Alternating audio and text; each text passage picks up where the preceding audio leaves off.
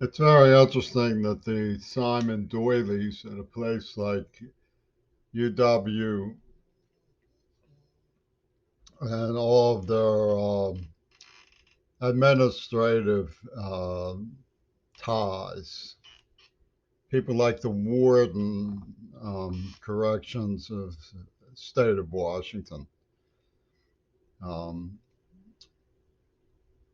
Carnegie Mellon University, linguistic um, interpretation committees, the Arts Council at Bath University, the Kremlin of Louis Lapham's Quarterly and Harper's Magazine in New York, the various baggage that coagulates in the Green Party, the spitting malice of Seattle's defense committee protecting their witnesses, counter witnesses, among glue sniffing Pittsburgh car thieves. And the psychiatric division who say that neuroplastic head trauma documented to have been caused by a nerve agent is paranoid schizophrenia. And the neighborhood legal services who allow them to get away with it because the poor queer ball can't fill out the forms properly. What's interesting about all of these Simon Doilies, who were always very eager to brag about their math and science skills, to prove themselves nerd of nerds, is that they can't complete an intelligent sentence. They're absolutely retarded. And I'll prove this. I'll give you a couple examples of proof that money can't buy you a single grain of sense at the University of Washington. Much less, well, I don't even want to say it.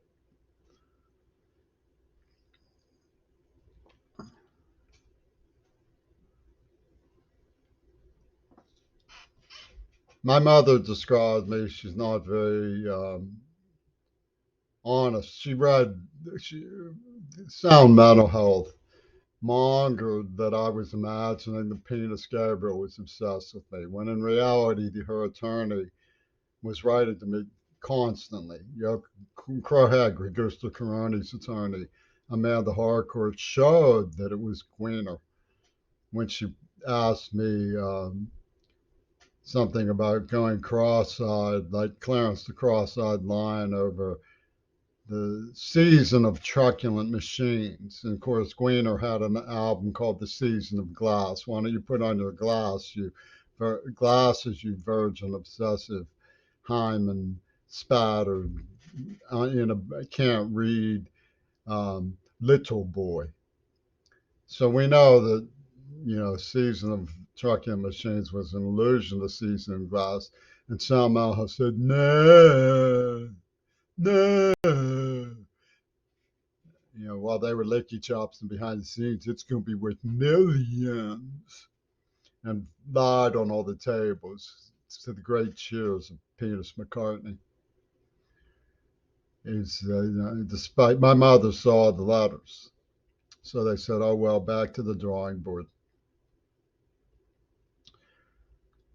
The, despite the fact that she dissembles and she never owns up, as she would put it, she describes me accurately as a remote child who sit quietly by myself.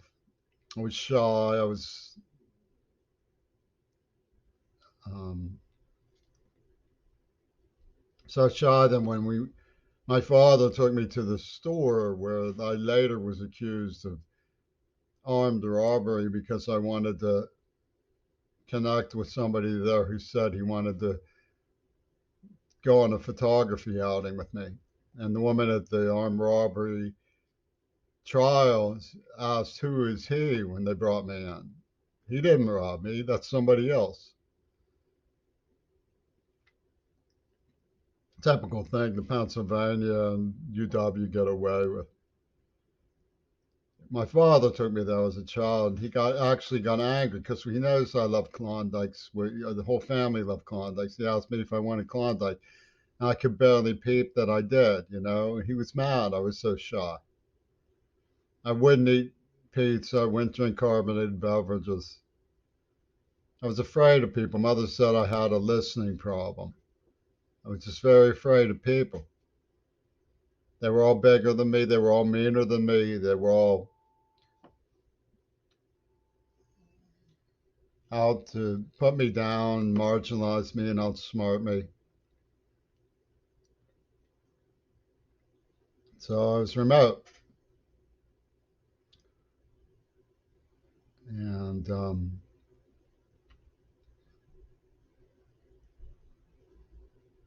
somehow these brilliants of Harper's Magazine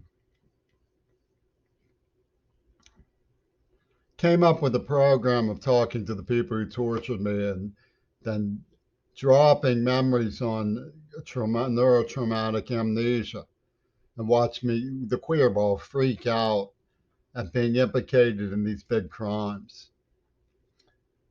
Like car theft was very serious. Um, they were dragging me through glass and so on. And Lapham got Cindy Rudy to, the only time anybody would ever pick up his arm, it's distastefully as holding a urine specimen. And you get an image like that in the Spike Lee studios in Brooklyn. And they have the queer bait, the white, it's caught.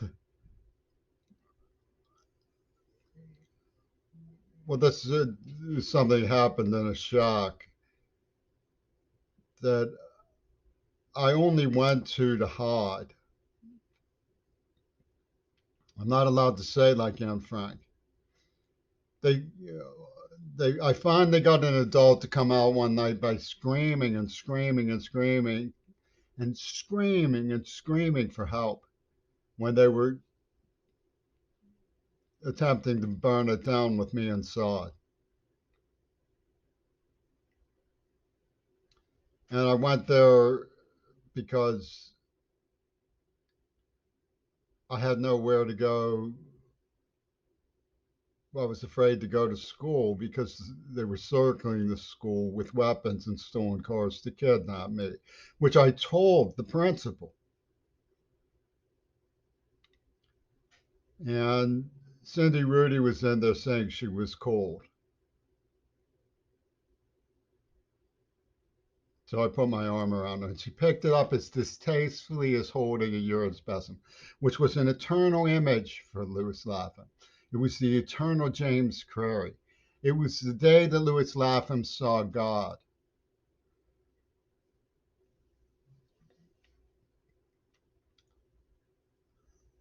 And thank God they left.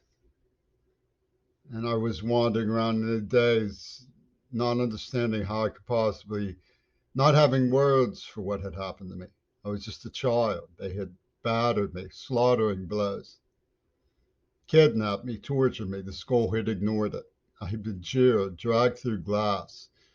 And of course, Michael Reagan's favorite saying. I was a picky eater, my mother called it. What that meant was that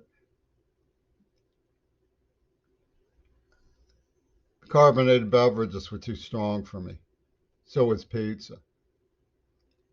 Yet they had me on inhalants while taking sarin laced nerve agents, beating my brains in, forcing me to drink Mogan David 2020 because they were the older brothers of a girl I had necked with who had gotten me to go too far for their script.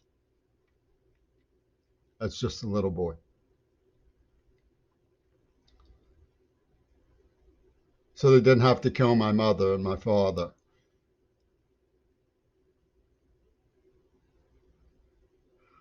And Louis Lapham stood up for them.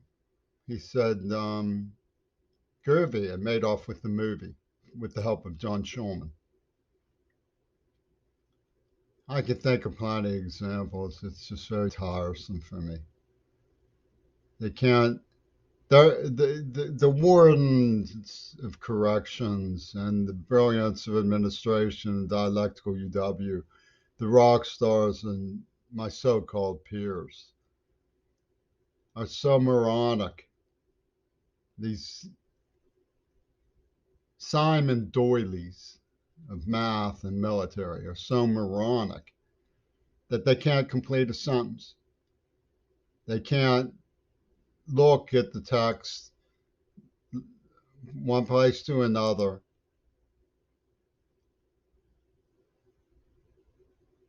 and read what it says in terms of continuity, chronology, from one issue to the next. They can't. Instead, they say, ding, ding, ding, ding, ding, ding, ding, this liar wins. Ding, ding, ding, ding, ding, ding, ding, this insulter wins. This defamer wins. Ding, ding, ding, this theft wins. Ding, ding, ding, ding, ding, this attack prostitute wins. Over and over and over and over again as millions of people die from their cover up. Ain't that classy?